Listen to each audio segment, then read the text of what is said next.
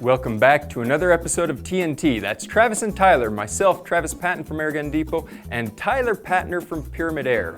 As you know, if you've been able to follow these series, Tyler came out over the summer and we were able to sit down and discuss some of the hot topics in the airgun industry. Today, we are going to look at two different questions. How inexpensive can PCP airguns get? And what is the value and benefits of being able to change calibers on an airgun? Hope you enjoy these questions and stay tuned for more.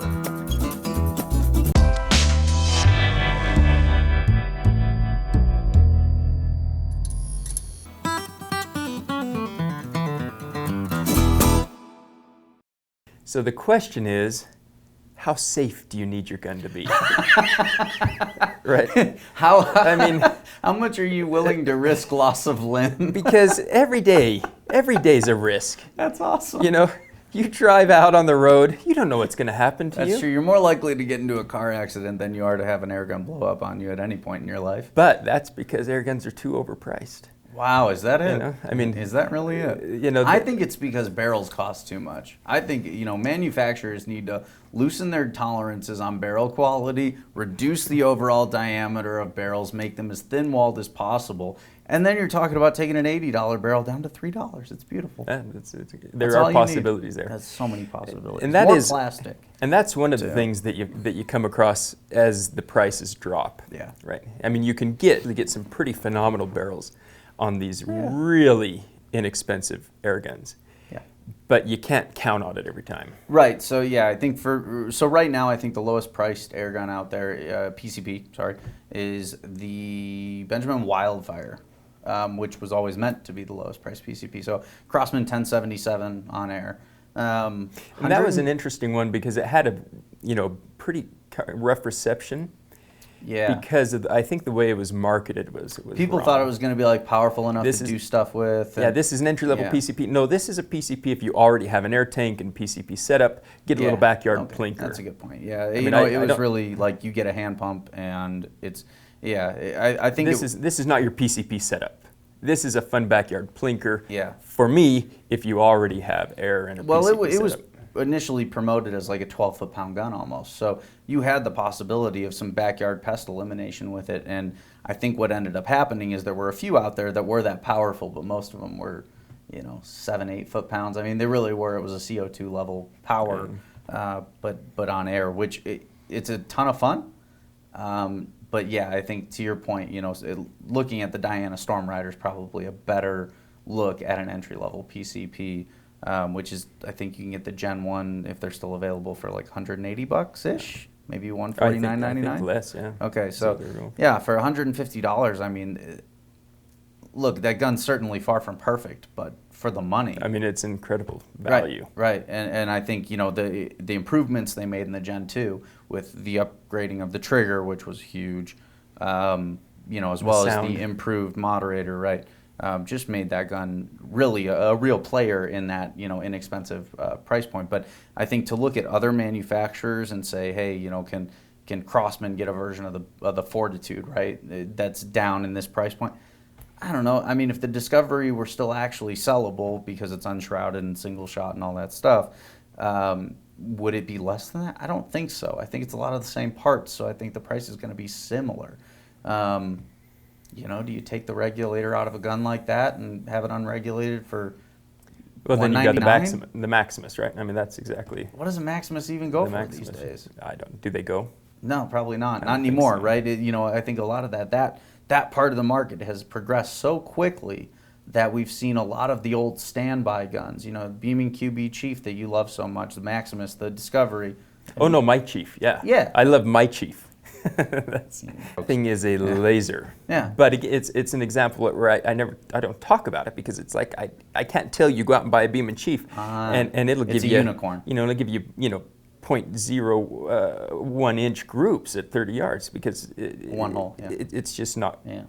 You can't count on that. Sure. You don't want to misrepresent it, but I think guns like the Gauntlet and Fortitude. Well, I shouldn't say the Fortitude actually, since now it's just coming back out.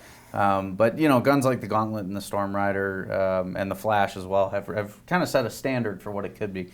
I think if you start to cut cost out of that, though, you're gonna have a lot more returns than any retailer would accept, or any manufacturer for that matter would accept. And I think that's kind of the problem, right? Is that you have to keep a certain quality standard. I think the safety factor is actually easier to maintain than you think, or maybe you joked at. But it's really keeping a standard that will actually keep the product selling in the market, and I think that's tough to do.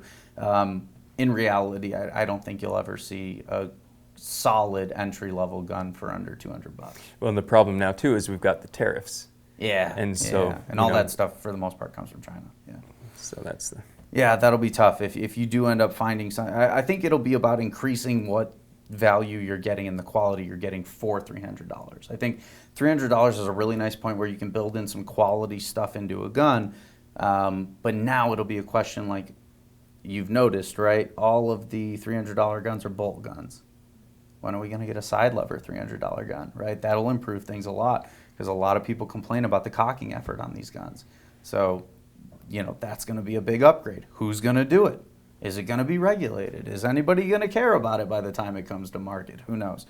But yeah, I think there's certainly, I'm looking at it more from not how low they can go, how much quality can I get for $200 to $300? And I think that's going to be the important question. Yeah, I think that's a great way of looking at it.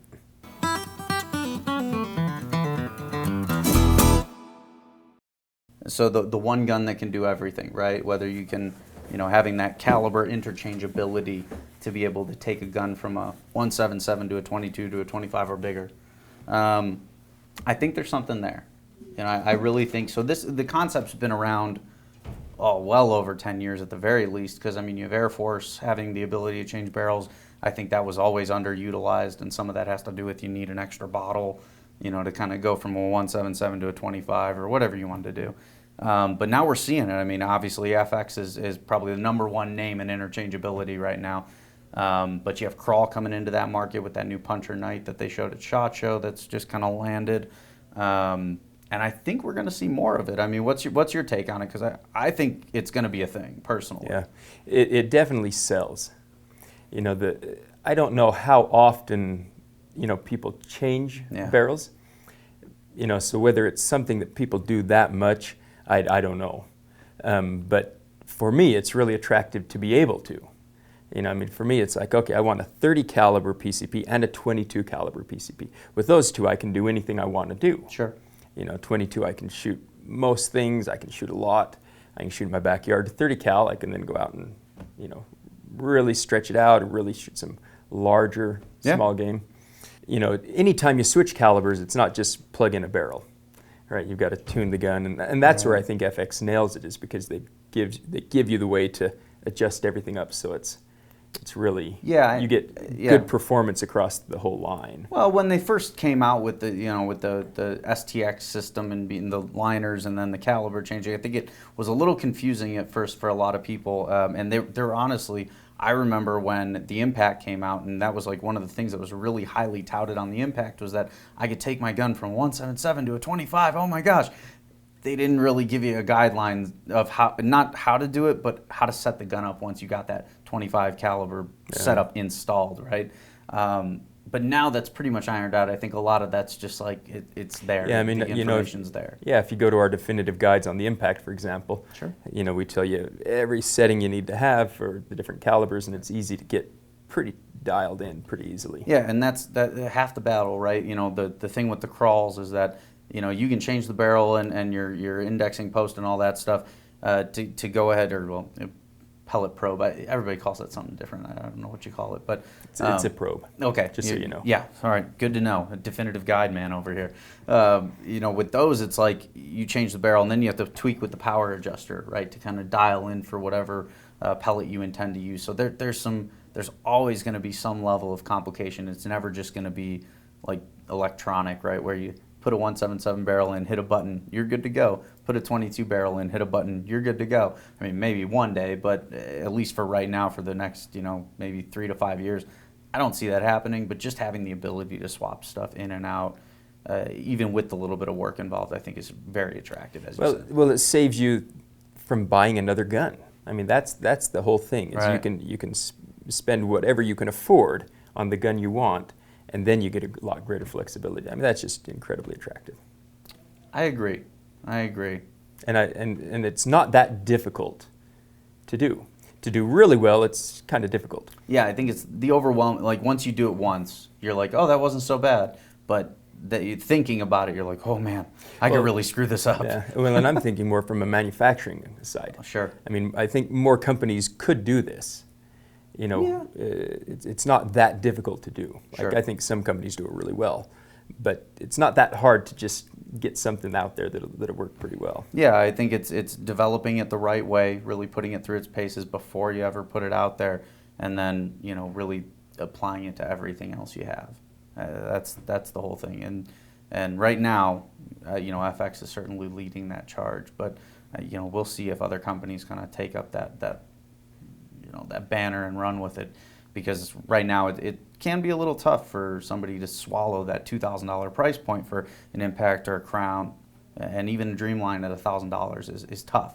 So lowering that price, to that price to play, to get into it, is going to be pretty important, I think. And once you get I don't want to say lower end, but lower cost offering, I think that's really going to open up that market, and you're going to see a lot more manufacturers doing it. Yeah.